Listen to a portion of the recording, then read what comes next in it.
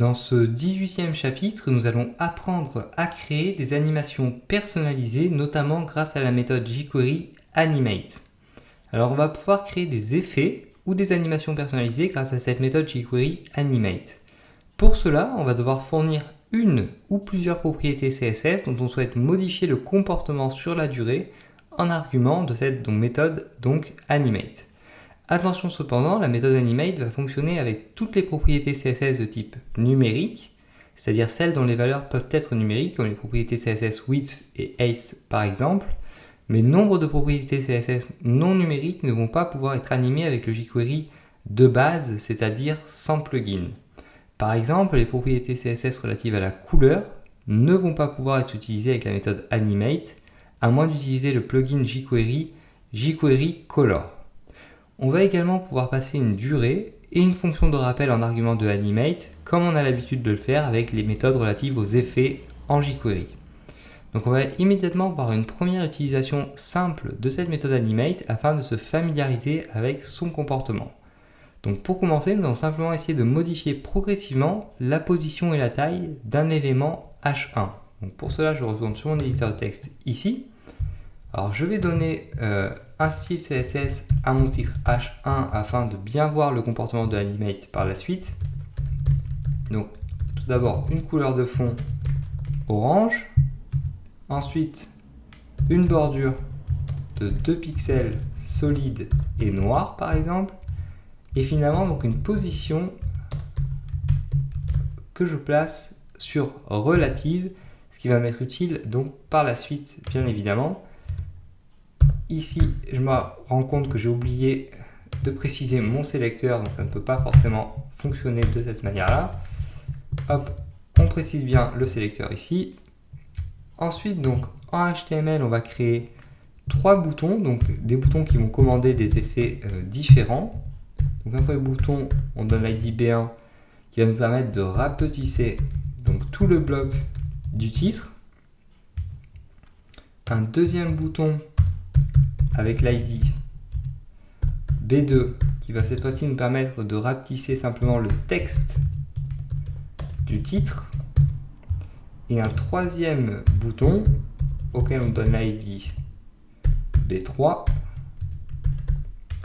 qui va nous permettre donc de décaler cette fois-ci le titre vers la droite comme cela.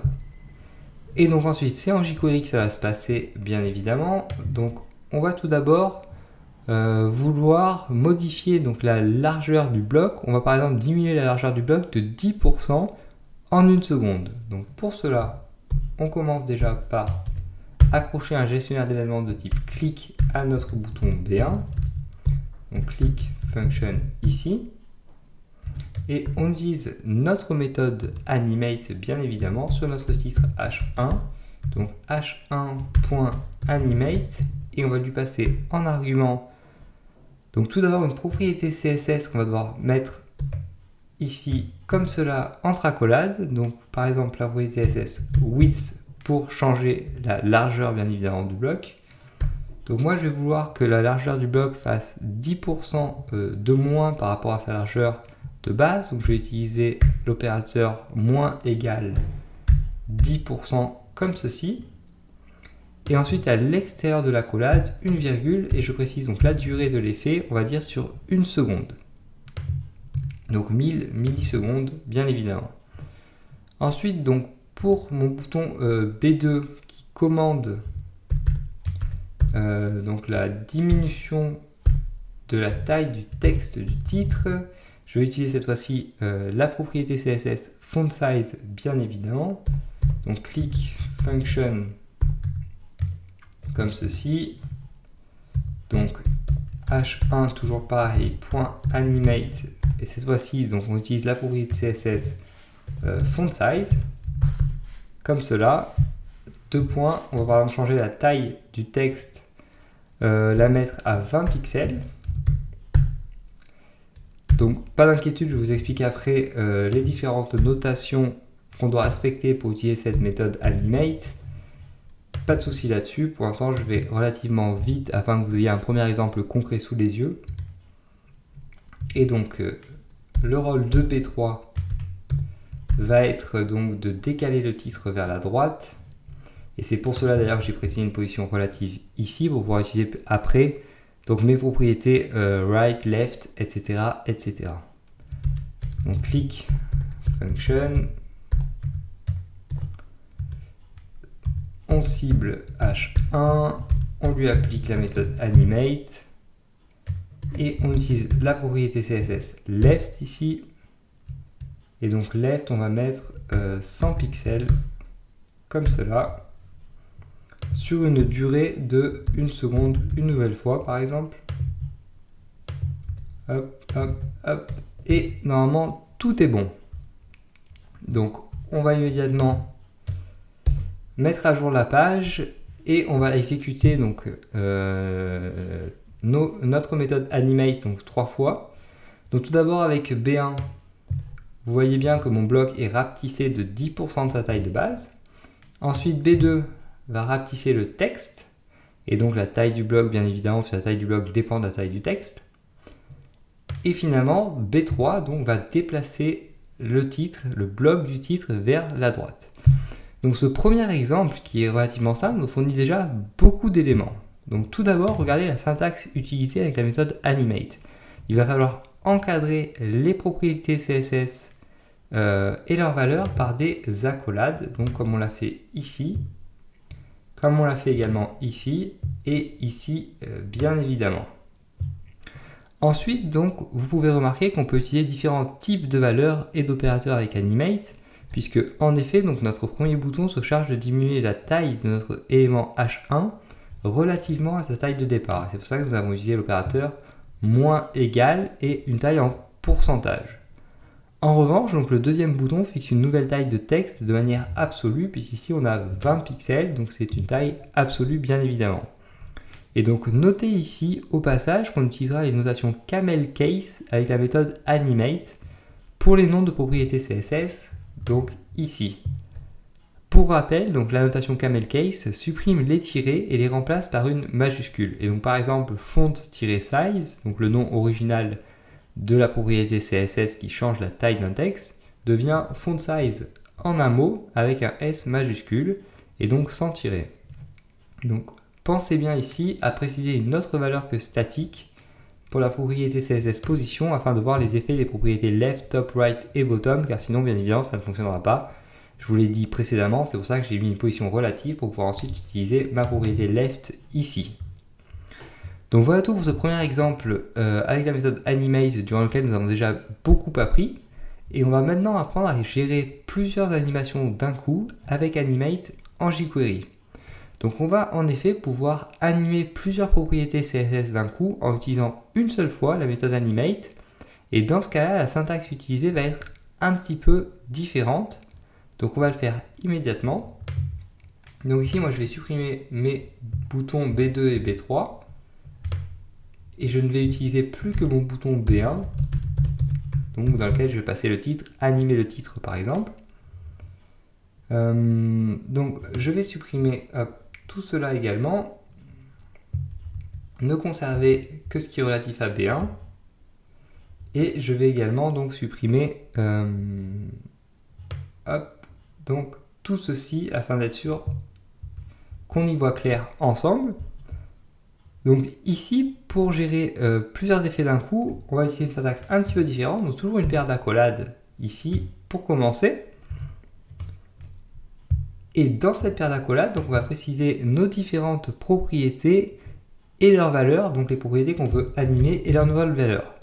Donc width, 2 points. Donc on va conserver les mêmes valeurs précédemment, moins 10%.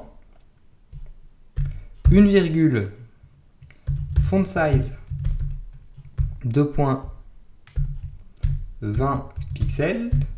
Une virgule à nouveau. Et donc left, 2 points, 100 pixels, comme ceci.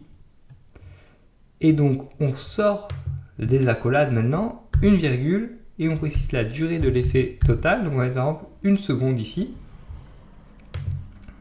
On enregistre et on affiche, on exécute et on affiche à nouveau tout simplement.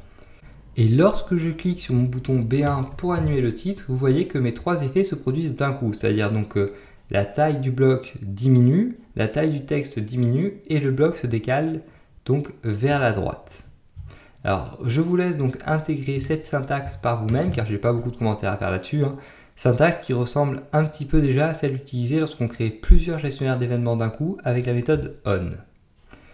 Et donc nous allons maintenant passer à un concept très important en jQuery et un concept très important par rapport à la création d'effets en jQuery, le concept de file d'attente ou de queue. Donc comme on a pu le constater dans l'exemple précédent ici, il est tout à fait possible donc d'appliquer plusieurs effets ou animations à un même élément. Lorsqu'on applique plusieurs effets au sein d'une même instruction animate, tous les effets se lancent en même temps. Donc ici, vous voyez bien que mes 3 effets se lancent en même temps. Alors cependant, vous devez savoir que ce cas est exceptionnel, car en effet, si on choisit d'appliquer plusieurs effets différents en faisant plusieurs appels à une ou plusieurs méthodes en jQuery, les effets vont s'appliquer les uns à la suite des autres dans l'ordre de leur écriture, ou plus exactement dans l'ordre de leur exécution. Donc on va prendre un nouvel exemple afin d'être sûr de bien comprendre. Donc ici, plutôt qu'utiliser une seule fois animate, je vais chaîner donc 3 méthodes à H1 et donc les méthodes vont s'exécuter l'une après l'autre. Donc on va commencer déjà avec width, donc ma propriété width que je vais vouloir transformer sur une durée ici de 5 secondes. Ensuite, donc, je chaîne une deuxième méthode animate ici. Donc j'espère que vous êtes à l'aise avec ces notions de chaînage qu'on a déjà vu précédemment dans ce cours. Donc font size 2.20 pixels comme précédemment. Donc je vais voir modifier la taille de mon texte de 20 pixels sur cette fois-ci donc 2 secondes.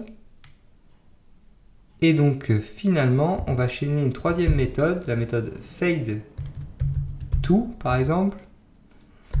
Donc on va voir notre titre en semi-transparent sur 2 secondes à nouveau. Donc 2000 et 0.5 comme ceci.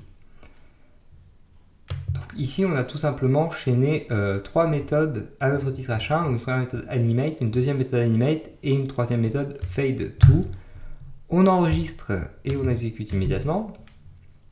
Et donc vous allez voir maintenant que nos effets vont se déclencher les uns à la suite des autres. Donc tout d'abord on a notre titre hop, qui diminue de 10% ici. Ensuite on a notre texte qui change de taille. Et finalement donc la méthode fade2 qui s'exécute. Et donc notre bloc qui devient semi-transparent. Donc comme vous pouvez le remarquer ici, chacun des effets ne se lance que lorsque le précédent est terminé. Donc je peux refaire l'exemple si vous le souhaitez. Tout d'abord le bloc donc, qui change de taille, qui diminue de taille de 10%. Ensuite donc la taille du texte qui diminue. Et finalement notre bloc qui finit en semi-transparence.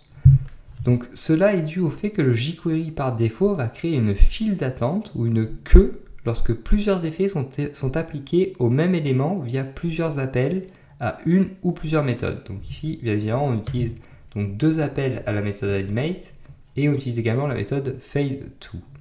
Ensuite, donc, les différents effets sont exécutés un par un. Alors cette fonctionnalité du jQuery est très puissante et très utile et pensez donc à en tirer profit si vous souhaitez lancer plusieurs animations à la suite. Notez qu'on va pouvoir désactiver la file d'attente et pouvoir forcer le lancement de plusieurs animations d'un coup en ajoutant un argument que à notre méthode animate et en lui attribuant la valeur false, donc en sachant bien évidemment que la valeur par défaut est la valeur true.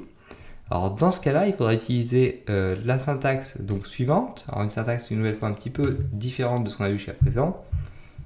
Donc moi ici je ne vais rien changer, je vais simplement mettre mes différentes méthodes à la ligne les unes des autres afin que ce soit plus clair pour vous, car sinon ça va dépasser de mon écran.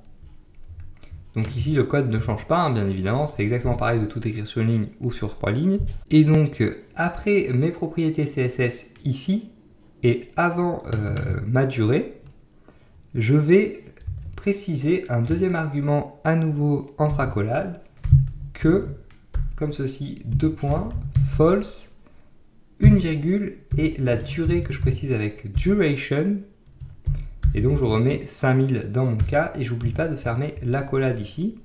Et on va faire pareil avec notre deuxième appel à Animate. Donc ici, on supprime ceci. Une paire d'accolades et donc que false et duration 2000 millisecondes comme cela.